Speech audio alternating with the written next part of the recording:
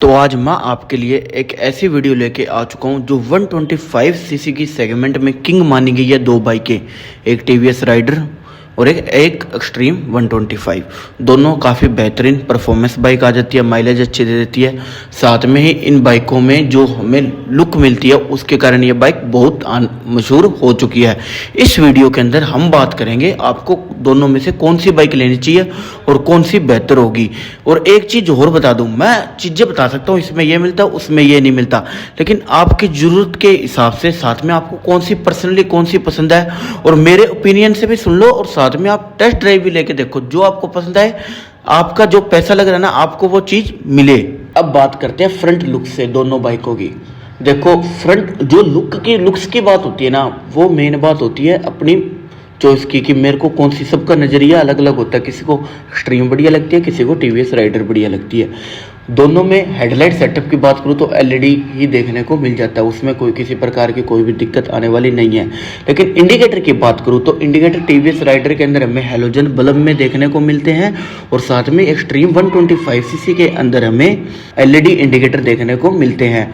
और पर्सनली मैं बताऊँ ना तो मेरे को थोड़ी एक्सट्रीम 125 सीसी है ना, वो बढ़िया लगती है थोड़ी देखने में, क्योंकि उसके अंदर हमें एलईडी प्रोजेक्टर देखने को मिल जाते हैं। इसके अंदर हमें सिर्फ एलईडी देखने को मिलती है। राइडर के अंदर हमें एलईडी देखने को मिलती है और स्ट्रीम के अंदर हमें एलईडी प्रोजेक्टर देखने को मिलते हैं, वो भी दो। अब बात करते हैं हम फ्यूल टैंक कैपेसिटी की, वहां से स्टार्ट करते हैं। फ्रंट से भी बता दी और मोटी मोटी चीजें बता रहा हूँ मैं, साथ साथ में गौर से सुन लेना, एक एक डाउट क्लियर हो जाएगा।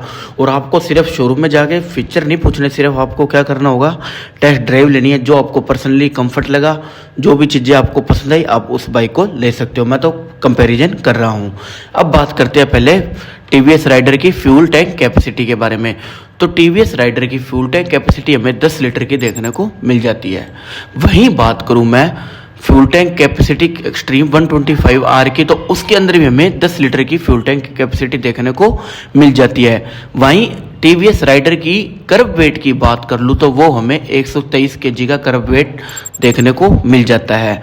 और वहीं एक्सट्रीम 125 आर की कर्व वेट की बात करूँ तो वो हमें 136 केजी का कर्व वेट देखने को मिल जाता है। वहीं टीवीएस राइडर की सीट हाइट की बात कर लूँ तो वो हमें 780 mm की सीट हाइट देखने को मिल जाती है।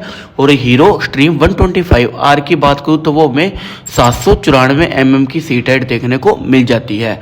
तो सीट हाइट थोड़ी पर्सनली आप थोड़ी एक्सट्रीम 125 आर पे बैठोगे ना तो टीवीएस राइडर से वो आपको ज़्यादा अग्रेसिव लगेगी, आपको स्पोर्ट्स वाली पूरी फील आने वाली है।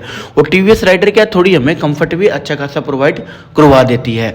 और हैवी कर्व वेट की बात करूँ ना, ज़्यादा कर्व वेट हमें एक्सट्रीम 125 आर के अंदर देखने को मिलता है 136 केजी। और वहीं एक बार और बता दूं, टीवीएस राइडर में 123 केजी देखने को मिलता है। और ये आप बाइक पे बैठोगे ना, जब बाइक को चकोगे, स्टैंड हटाओगे, आपको फील भी होने वाला है। मैंने खुद पर्सनली इसका रिव्यू किया है जब मेरे को पता है। अब बात करते हैं दोनों बाइकों की टायर प्रोफाइल की।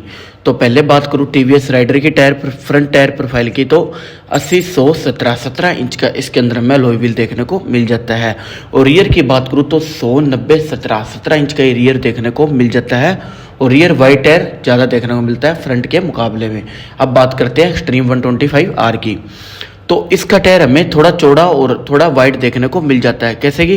जैसे कि फ्रंट में 90-90 की हमें टायर प्रोफाइल 90-90 देखने को मिल जाती है। और रियर की बात करूँ तो 120-80 की हमें चौड़ाई और लंबाई देखने को मिल जाती है। और 17 इंच का इसके अंदर अलॉय व्हील भी देखने को मिल जाता है। टीवीएस राइडर के मुकाबले एक्सट्रीम 125 आर में टायर भी हमें वाइड देखने को मिल जाते हैं। अब बात करते हैं इंजन स्पेसिफिकेशन के बारे में। तो टीवीएस राइडर का इंजन हमें पावर प्रोड्यूस करके देता है 11.2 bhp। और वहीं मैं बात करूँ एक्सट्रीम 125 आर का इंजन हमें 11.4 bhp देखने को मिलता है। 2 पॉइंट का फर्क है, ज़्यादा कुछ फर्क हमें देखने को नहीं मिलता। और माइलेज तो आपको पता ही है, 50-55 की दोनों बाइकें ही आराम से निकाल देगी जब भी अच्छी खासी सेल हो रही है। अब बात करते हैं फीचर्स की। तो फीचर हमें दोनों बाइकों के अंदर ही टीएफटी डिस्प्ले देखने को मिल जाती है। एक्सट्रीम में भी अब टीएफटी डिस्प्ले आने लग गई है। और साथ में बात करूं, एक्सट्रीम थोड़ी फीचर में टीवीएस राइडर से एडवांस है, क्योंकि एक्सट्रीम के अंदर हमें क्रूज कंट्रोल भी देखने को मिल जाता है और वहीं इसके अंदर 3 मोड देखने को मिलते हैं और वहीं टीवीएस राइडर में 2 मोड देखने को मिलते हैं, इको और स्पोर्ट्स। और साथ में ही मैं बात करूं कि हमें फीचर किसके अंदर और बढ़िया किसमें जो जरूरतमंद फीचर है, तो भाई सीधी बात है, क्रूज कंट्रोल टीवीएस राइडर में देखने को नहीं मिलता और उसमें देखने को मिलता है। और साथ में ही इसकी टीएफटी डिस्प्ले है ना, जो टीएफटी डिस्प्ले के कलर्स देखोगे ना आप, तो वो राइडर के ज़्यादा बढ़िया लगते हैं उसके मुकाबले, एक्सट्रीम 125R के मुकाबले। और साथ में ही वारंटी की बात कर लें तो वारंटी दोनों कंपनियों में फ़र्क है। एक्सट्रीम 125R देती है 70,000 किलोमीटर 5 साल के लिए, जो पहले पूरे हो गए आपकी वारंटी वॉइड हो जाएगी।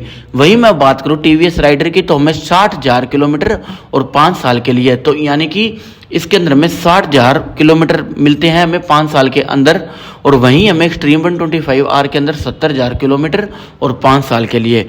अब बात करते हैं, साथ में हम बात करते हैं इनकी प्राइसिंग की, मेन चीज़ तो रहेगी। अब बात करते हैं सबसे पहले टीवीएस राइडर के टॉप मॉडल की बात कर रहा हूँ, दोनों बाइकों के टॉप मॉडल का ही कंपैरिजन करा है मैंने।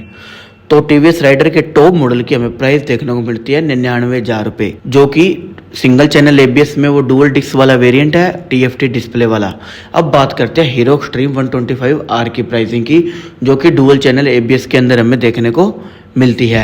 तो उसका हमें प्राइस देखने को मिलता है 1,08,600 रुपये। दोनों की बाइकों की मैंने प्राइसिंग भी बता दी है, एक एक डाउट क्लियर कर दिया है, और कुछ भी रह गया हो तो आप कमेंट बॉक्स में पूछ सकते हो। मैंने जो चीज़ें आपको मिल रही है नहीं मिल रही है वो तो मैंने बता दिया। अब लुकिंग के बारे में और चलाने में आपको ज़्यादा मज़ा किस में आने वाला है, वो तो आप जब टेस्ट ड्राइव लोगे, आप अपना थोड़ा दिमाग अपना भी यूज़ करना है, क्योंकि आप पैसे लगा रहे हो, तो उस हिसाब से आपको जो पसंद हो, आपको परफॉर्मेंस किस में ज़्यादा बढ़िया मिल रही है, कंफर्ट किस में ज़्यादा मिल रहा है, तो उसकी तरफ ही आप जाना।